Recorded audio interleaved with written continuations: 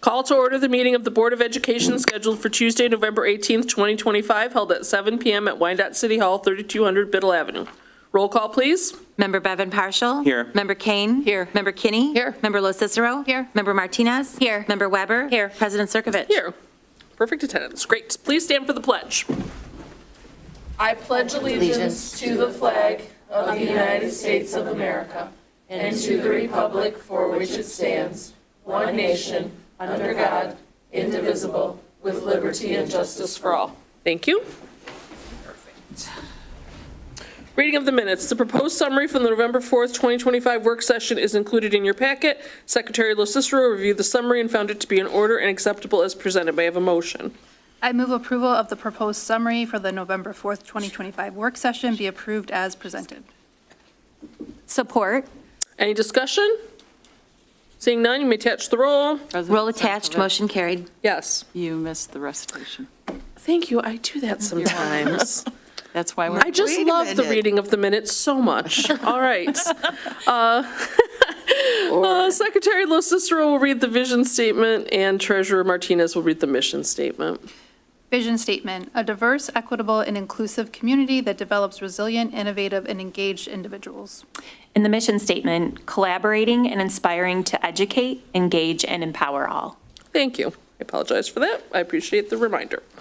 All right, special orders and reports, audits. All right, yep, I am going to invite up now our Director of Finance, Brandy Nesser, who is going to introduce our auditor and go into some more details.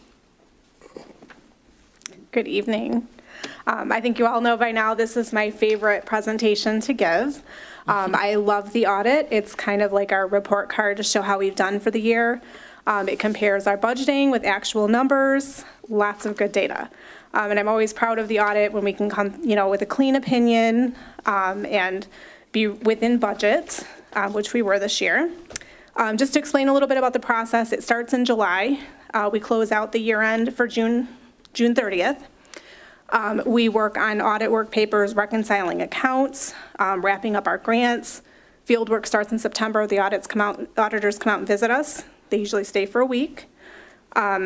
We review the drafts usually mid-October, and then we have to submit everything to the state by November 1st. The clean opinion that we received in our audit reflects our strong processes, internal controls, and the teamwork, not only within our department, but our district as a whole. I just want to take a moment to recognize the collaboration that has gone on with our cabinet, Dr. Anderson. Everyone has worked together to make sure that we're spending within our means, that we're eliminating any unnecessary costs, and we're constantly reevaluating what we're doing. I also wanted to acknowledge our finance team. I'm really proud of us all. We have taken on some new challenges. We've continued to strengthen our skills and continued to educate ourselves. Just wanted to take a minute to say that Sharina, our accountant, who's here, last year, she earned her master's degree, so she furthered her education, and it's been very valuable in her role. Diane, our benefits administrator, she tackled a brand new benefit system.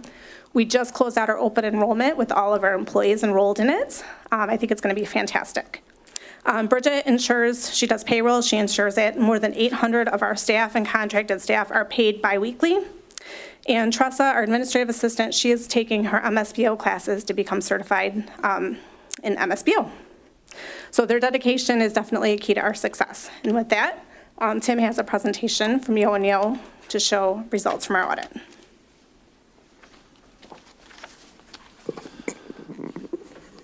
Well, thank you, Brandy. I really appreciate that. I thought I was the only one that loved audits, so it's nice to know I'm not alone. So auditors are disruptive. As Brandy said, she gave you a little bit of a crash course in how the audit goes and the amount of time it takes just for us to work through it, but she's got to do a lot ahead of time to get ready for it. I am going to go over some highlights of that, the results of that mostly. We did meet with the Finance Committee, your workshop a couple of weeks ago, and we went over the financial statements and the single audit report and the comment letter in a lot of detail, a very conversational style. And for the board's benefit and the public's benefit, we're going to go over those highlights. So sharing on the screen now is that PowerPoint presentation, and I'm going to start on the audit overview. So what are we doing to get these audit results? So we are assessing risks. So we can't audit everything equally. We have to consider significant risks and develop procedures specifically to address those. Examination of documents, we request and we take samples of a lot of different transactions to make sure those are supported and appropriate. We do a lot of analytics. We look at the current year results versus prior year results and compare to your budgets also. Unpredictability, so if we keep doing the same thing in the same way, the audit becomes less effective, so we have to take different approaches so that management doesn't sense a lot of routine in our auditing procedures. And then assets and liability approach, so we take a look at all of those accounts that you have in your SMART system, your cash, is it supported by bank reconciliations and bank statements, are your prepaids supported by schedules, your fixed assets supported by schedules, and then peer review. So every 3 years, another CPA firm comes out and they audit our work papers to make sure that what is happening in our documentation is the results that you're seeing reflected in these types of presentations. And as I mentioned, the 3 reports we end up with every year is the financial statements, the expenditures of federal awards or the single audit report, and the management comment letter. So on the next slide is the financial statement opinion. So as Brandy mentioned, you have an unmodified or unqualified opinion on your financial statements, and that is a fantastic thing to have attached to your report every year. You can see the paraphrase right there. We believe the financial statements are appropriately presented in accordance with U.S. GAAP, and down at the bottom, free from material misstatements. So that is routine out here and great to see attached to your audit report. On the single audit side, we have to look at 2 things. We look at internal control over financial reporting in compliance with state laws. And then the other side of that is we have to test federal dollars, and there is a reporting section there on compliance with those spending of the federal dollars. So there is one material weakness this year. As a government in the state of Michigan, you have to adopt a budget every year, and the law requires you spend within that budget. You have to do that for general fund and all of your special revenue funds. So you are within budget for general fund, as you'll see in some slides upcoming. On the special education fund, you had some material budget overages for that, and that is reflected in the single audit report. Just one second. Sure. If we can move the slide forward one, there we go, thank you. Thank you. And then on the compliance side of the federal dollars that we test, there were no findings or material weaknesses or significant deficiencies. So I'm going to go over some highlights on the next slide. This is your balance sheet at June 30, 2025. And most of my presentation, most of my notes are going to reflect general fund, which is here on the far left. And that's because it's the only fund that can have unassigned fund balance. So all the other funds you see here off to the right, special education fund, debt fund, your non-major funds, which include cafeteria, capital project funds, and student school activities, those are all money you've collected for a purpose. So your special education dollars have to be spent on special education. Your debt fund has to be used to pay principal and interest. And so general fund is the one where you can have increases and decreases in fund balance each year that you're able to use as needed throughout the school district. So your assets ended at $24.5 million. That's going to include your cash, your receivables, which is primarily your state aid receivable for July and August. That'll also include some receivables for your federal dollars like IDEA and Title I. It'll also include some prepaid expenses, money you've already paid out for expenses you'll incur in the future.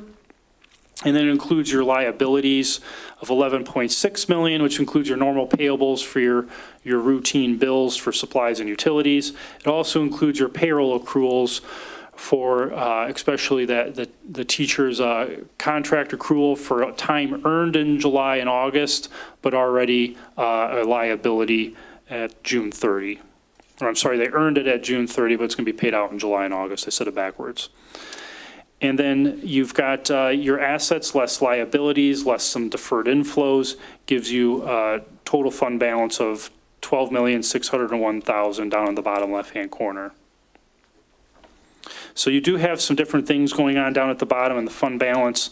You have some non-spendable dollars like the prepaid expenses are non-spendable. You've already paid that cash out. You have some assigned fund balance. So that is two things. That is, one of that is money that you've already paid out for special education. You're covering those costs until you can collect on that receivable in the future. And then you also have a deficit budgeted for fiscal year '26, and that is assigned in that, also in that 3.6 million. So that leaves you an unassigned fund balance of $7,715,000. And I have some other slides on fund balance coming up. On the next slide is your income statement, your revenue and expenses and changes in fund balance. So you ended fiscal year 2025 in general fund with $66 million in revenue. That is up from about $64.1 million last year. And then you've got expenses and transfers out of $64.4 million, and that's up a little bit from last year from $63.8 million. So revenue less expense gives you an increase, net income, if you will, of in general fund of $1,684,000, which brings you to that $12,601,000 fund balance I mentioned on the previous slide. So next is your budget to actual for general fund. And as I mentioned, in the state of Michigan, you got to, as a government, adopt a budget and spend within that. MDE does not worry too much about revenue, so you've got actual revenue of $66,159,000, where you budgeted 63. The one they hold you to is expenses. So in general fund, you are under budget, so you budgeted $65.6 million and spent $64.4 million. And I also want to point out how close you are to budget. So you're 1.8% off of budget on expenses, so that's really, really good budgeting in the general fund. So you're off 1.8% on $65.6 million is really, really fantastic budgeting there in general fund. So next is a look at where the money is coming from in general fund. So on the pie chart here, you've got federal dollars make up about 5% of your revenue, and that's pretty consistent with last year's 6%. You have inter-district sources, so that's the county. They pay you some projects. You also would have the enhancement millage in that 5.7 million. That's about 9% of your revenue, up a little bit from 7% last year. And then you have your local sources, so that would be primarily property tax levy in general fund is about 9% of your revenue, and it was about 9% last year. And then you have some other sources or transfers in of about 4%. And then what all those sources can't cover, your state aid is going to cover. So you have 73% of your revenue is made up of state aid at $48.7 million. The next slide is where the money is going. So your general fund expenditures are comprised of about 5 or 6 different types of expenses. So I'm going to start on the top left. So you have some capital outlay. That would be improvements, repairs throughout the district of about 1.1 million. That's about 2% of your spending, which is really close to last year's 3%. Purchase services. So that would be things like EduStaff. People costs are commonly in purchase services around 12%. That was down a little bit from 13% last year. There's some other expenses, supplies and materials, about 3% of your spending for fiscal year '25, and it's up a little bit from 2% last year. And your biggest expenses are your employee expenses. You've got salaries is about 49% of your spending. And then employee benefits, which are composed of payroll taxes, health insurance, and retirement costs, is 33%. So if you add those two together, employee costs make up 82% of your spending.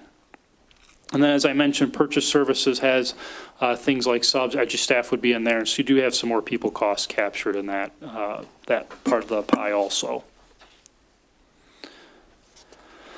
The next slide is just some trends of what's going on. So I mentioned you had increase in fund balance this year in general fund, which is fantastic, but you've also had some a little bit smaller increases in fund balances the past 2 years. So that's 3 years in a row you've added to your general fund balance. And then you could see, looking back, fiscal year '22, you did have a loss. And going back to 2021, you had income. So 4 out of 5 years, you've been able to maintain or add to that general fund balance overall. So that's a really great thing where you're maintaining that ability to, support the needs of the district and, have some money there available for future use. All right, the next slide is, I had mentioned we've got some information on the fund balance. So fiscal year 24-25, you've got 19.58% in total fund balance. So that is your total fund balance in general fund divided by expenditures, which is a pretty common way of measuring fund balance. But you do have some other things going on here. So you have a board policy to stay above 10% of the prior year expenses. So based on that, that's 20.16% expenses. And then you also have some money, as I mentioned, that's non-spendable. So money like prepaids that's already been paid out. And so if you're based on available fund balance, you have 14.14% available. So that 20.16%, it's different from that 19.58 because it's based on prior year expenses. So you're over your 10% requirement at 20%. And then again, that 19.58% is based on the current year expenses. So for comparison purposes, the best data we have for the state as a whole is last year's numbers. So in the top left-hand corner, you've got fiscal year 24 for your peer group, which is about 4,000 to 5,000 students. They're at 20.6%. And then the state as a whole is about 25%.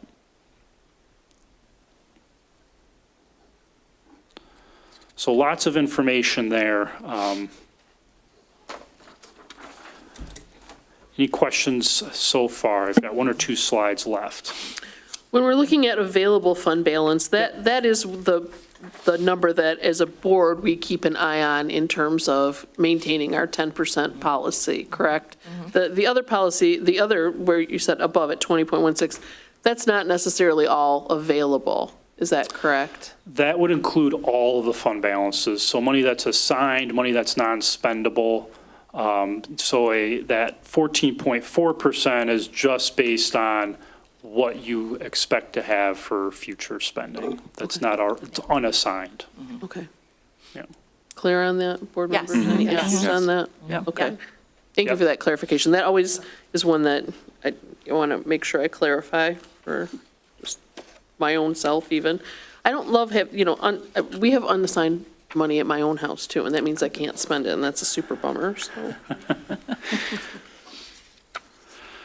All right, the last slide, foundation allowance. This is a really important number for you. It's driven by, what the state is able to pay out, but state aid makes up, as you saw in a previous pie chart, the vast majority of your revenue. And it's, the more students you have, the more foundation allowance you get. So you could see the trend here over the past 10 years. So you've had some, variations in inflation over the year. You had a lot of inflation going back in 21, 22. The state has, for the most part, increased the foundation allowance. So going back to 2022, they had about a 7% increase there to $8,700. You had a couple years where they increased at 5% from 23 to 24. And it's been flat for fiscal year 24 to 25. Okay, considering that, you've still added to your fund balance. So even in an environment where the state didn't pay you more maybe than the inflation that you're facing in the environment, you still added to your fund balance. And one thing I want to point out, so over the past 10 years, if you take that 2025 foundation allowance less the 2016, it's about a 30% increase over 10 years in foundation allowance.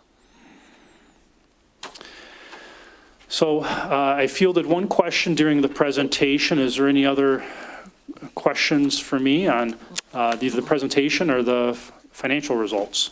Questions or comments for Tim, board members? No, I found this presentation very clear, easy to understand, so I appreciate that. Thank you yes, so much. very much. Thank you. It's a lot of information in a short amount of time. so. Yes. Right, for the public's just knowledge, we spent a good chunk of our time at our work session earlier this month with Tim and Brandy and the cabinet, and we spent a good amount of time investigating it, digging it in to the numbers. We had a longer presentation. We have a very healthy amount of homework that they sent us home with to look at. And then we've had those numbers for 2 weeks, so any questions that board members had, they were able to reach back out to Dr. Anderson or Brandy if they needed.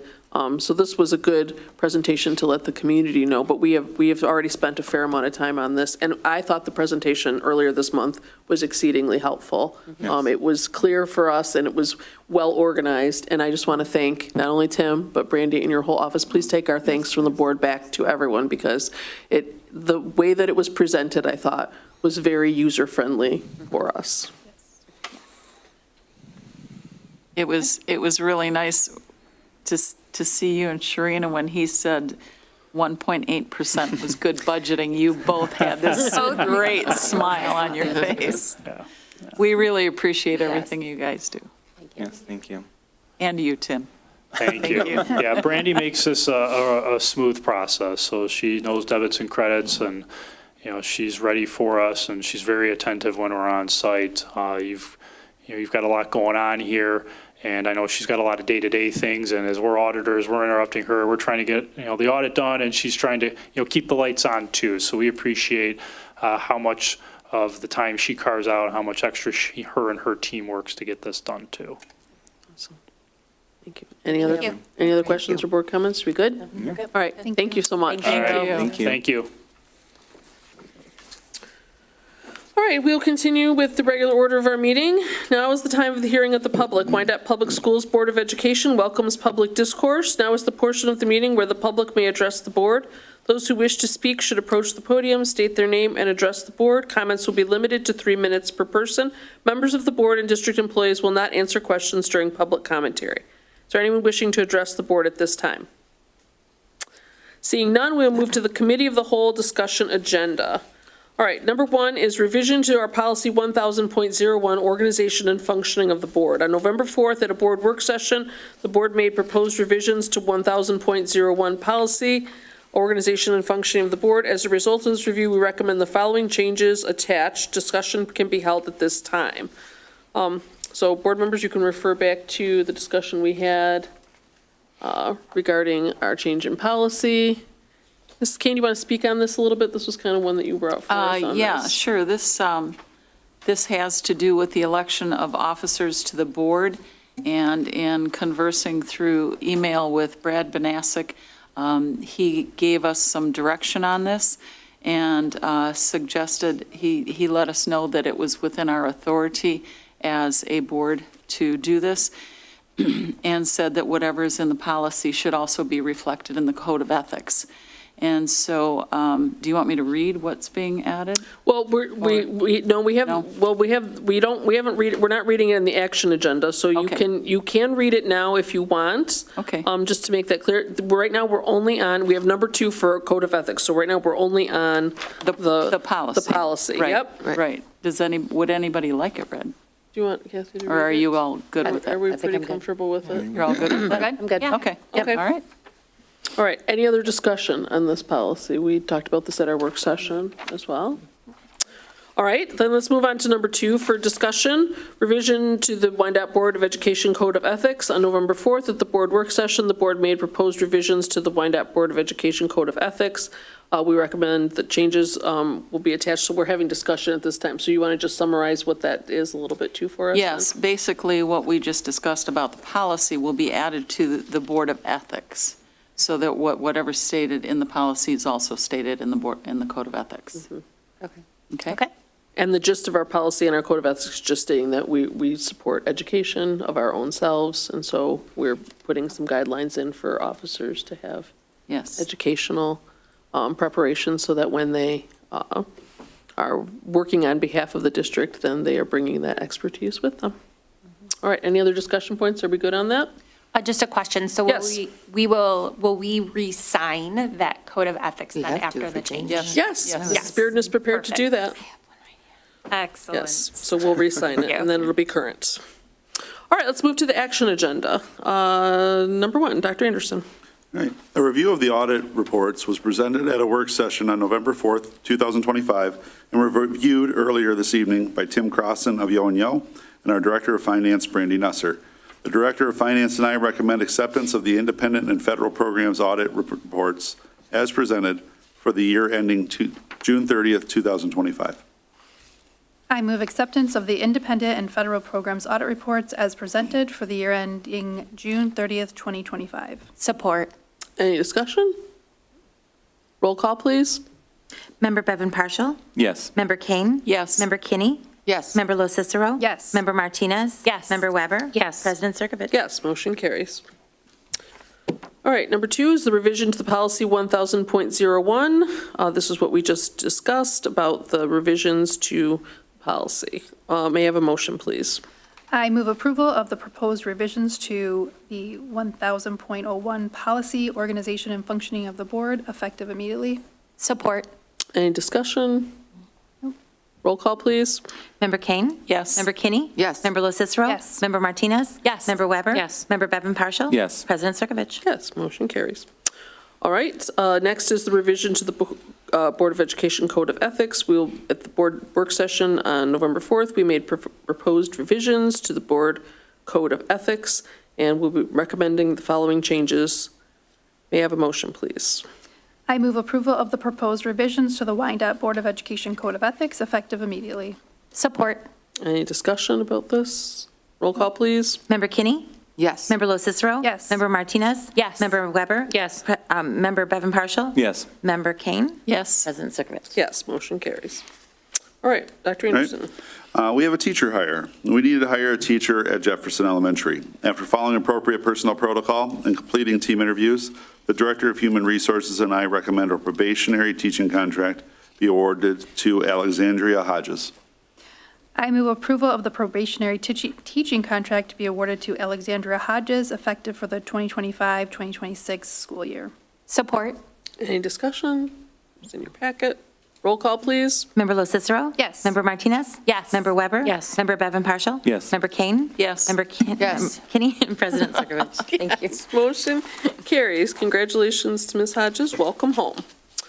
All right, we're going to move to the consent agenda. Because items on the consent agenda are routine and there is little need for discussion, one motion can complete this part of the agenda. If anyone is interested in copies of reports, recommendations, or information, please contact the superintendent's office at 759-6002. I move approval of bills and vouchers in the amount of $7,731,434.57. Support. Any discussion? Let's take a vote, please. Roll Member- call.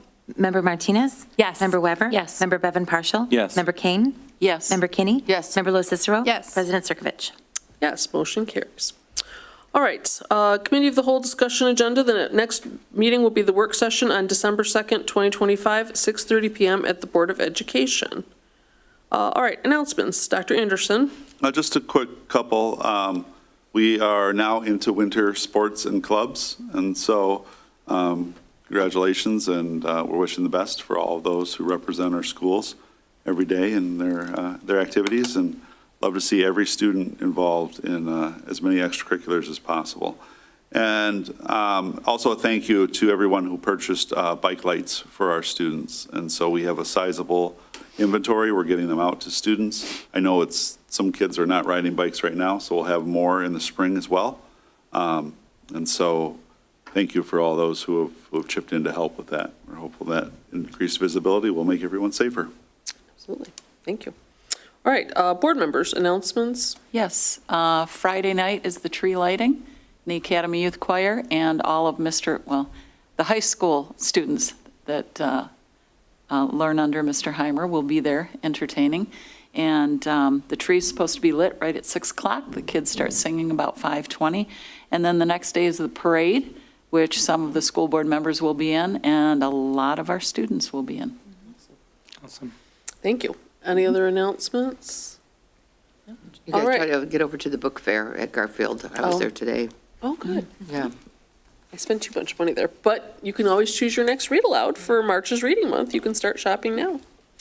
All right, we will be entering a closed session for the purpose of processing the superintendent's evaluation. So this is we're gonna take a motion for that, and then that will close this portion of the meeting. When we come back, then we will not be continuing to video. We'll just finish out this part of the meeting now. So let me take a motion to move into closed session. I move the Board of Education convene in closed session under Section 8H of the Open Meetings Act for the purpose of performing the superintendent's annual evaluation. Support. Any discussion? Okay, we need a roll call to go into closed session. Member Weber? Yes. Member Bevan Partial? Yes. Member Kane? Yes. Member Kinney? Yes. Member Martinez? Yes. Member Lo Cicero? Yes. President Circovich? Yes.